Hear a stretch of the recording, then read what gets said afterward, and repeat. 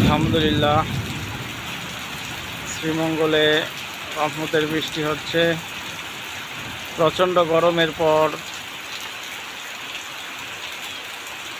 বৃষ্টি হচ্ছে।